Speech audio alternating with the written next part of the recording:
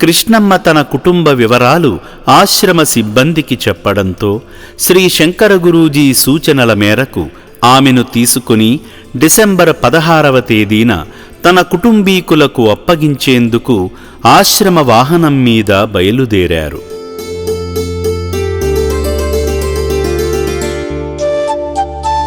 ఆమె చెప్పిన వివరాల ప్రకారం చౌటుప్పల్ నుండి దాదాపు 200 కిలోమీటర్ల దూరంలో ఉన్న మహబూబ్నగర్ జిల్లాలోని కోయిలకొండ మండలం పరిధిలోని చంద్రాస్పల్లి గ్రామం వద్దకు తీసుకువెళ్లారు.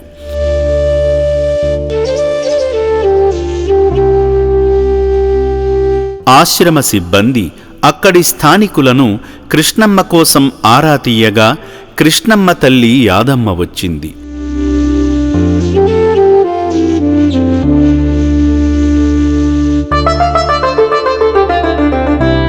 అయితే కృష్ణమ్మ 12 ఏళ్ల క్రితం ఇంటి నుండి వెళ్ళిపోయిందని, తనకు పెళ్ళై ఒక కొడుకు కూడా ఉన్నాడని, ఇన్నాళ్ళు ఆ పిల్లాడిని తానే పెంచి పెద్ద చేశానని యాదమ్మ చెప్పింది.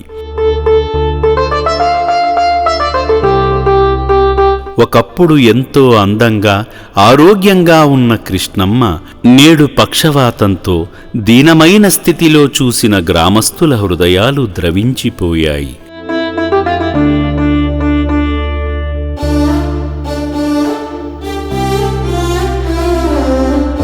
అనంతరం ఆశ్రమ సిబ్బంది నడవలేని స్థితిలో ఉన్న కృష్ణమ్మను ఎత్తుకుని తల్లి యాదమ్మ ఇంటికి తీసుకువెళ్లి అప్పగించారు.